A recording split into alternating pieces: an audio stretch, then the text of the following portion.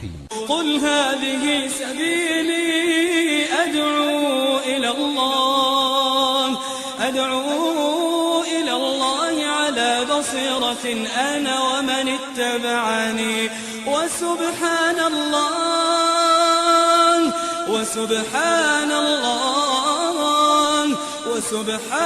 الله وما أنا من المشركين.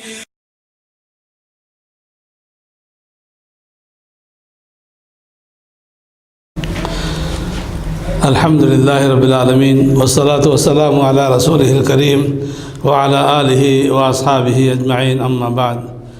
برادران محترم، عزیز دوستوں اور بھائیوں، آج ہمارا 30 جنتی اعمال کا یہ چھٹا درس ہے،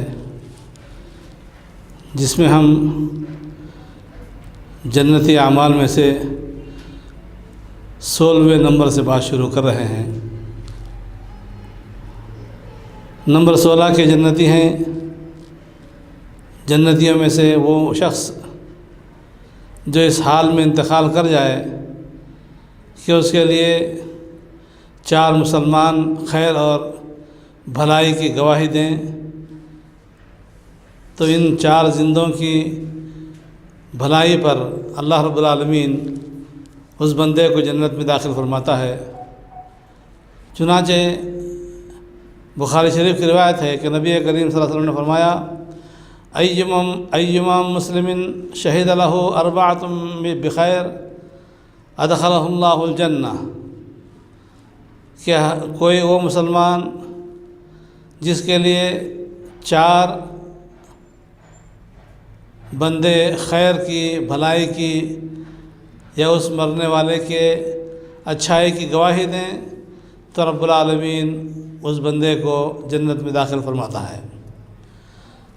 راوی کہتے ہیں کہ صحابہ کرام نے پوچھا کہ اللہ کے نبی 3 آدمی گواہی دیں، تو آپ نے فرمایا کہ 3 آدمی کی گواہی پر بھی اللہ تعالیٰ جنت نصیب فرماتا ہے.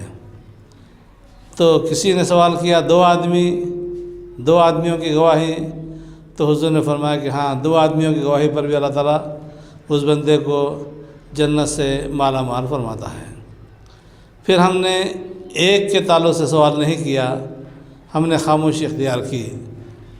تو بھائیو دیکھیں، زندے ہمیشہ مرنے والوں کے لیے خیر اور بھلائی کے اور اچھائی کے کلمات زبان سے ادا کریں، اس لیے کہ زندوں کے اچھے کلمات یہ گواہ بنتے ہیں اس کے انجام کے لیے. یہ حدیث بخاری شریف کی ہے. 17واں عمل جنتی اعمال میں سے اذان کے بعد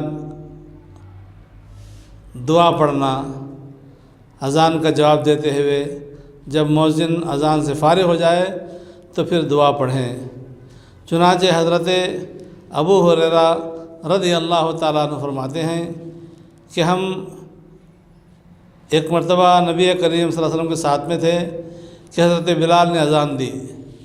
حضرت بلال نے اذان دی اور جب وہ اذان سے فارغ ہو گئے، فلما سکتا، جب وہ اذان سے فارغ ہوئے تو نبی کریم صلی اللہ علیہ وسلم نے فرمایا، من قال مثل ما قال هذا یقینا دخل الجنہ، کہ جو بندہ اس مؤذن کے کلمات کا جواب دیتے ہوئے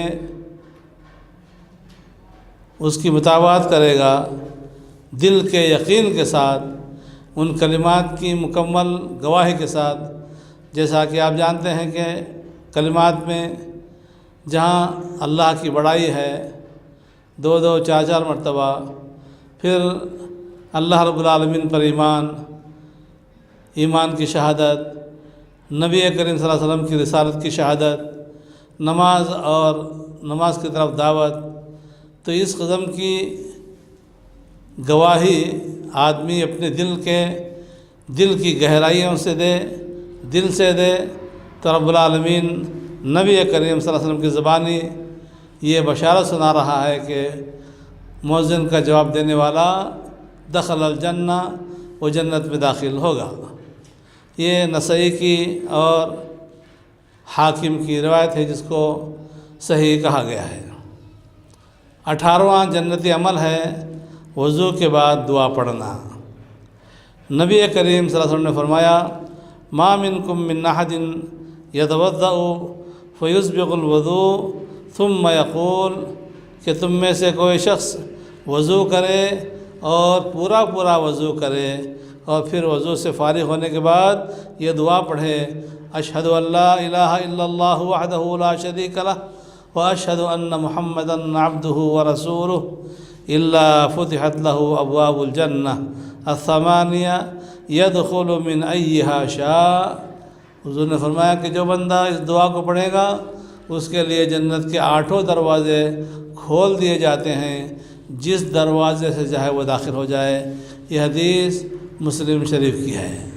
تو دیکھیں وضو کے بعد کی دعا پڑھنا، اذان کے بعد کی دعا پڑھنا، یہ اگرچہ کہ چھوٹے چھوٹے اعمال ہیں، لیکن ان اعمال میں جو اصل گہرائی کی بات ہے اور اصل اہم جو نقطہ ہے وہ یہ ہے کہ ان دعاؤں میں اللہ رب العالمین کی وحدانیت کی اور اللہ رب العالمین کی مکمل الوہیت کی گواہی بندہ دے رہا ہے۔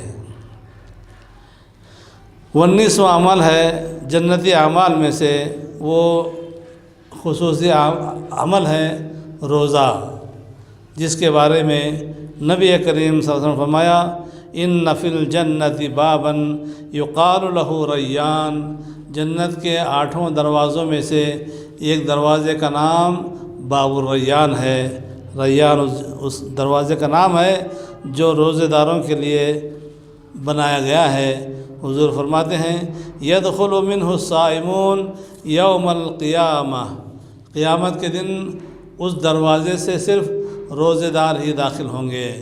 لا يدخل منہ احد غیرہم، یعنی روزے داروں کے علاوہ اس دروازے سے کوئی دوسرا داخل نہیں ہوگا۔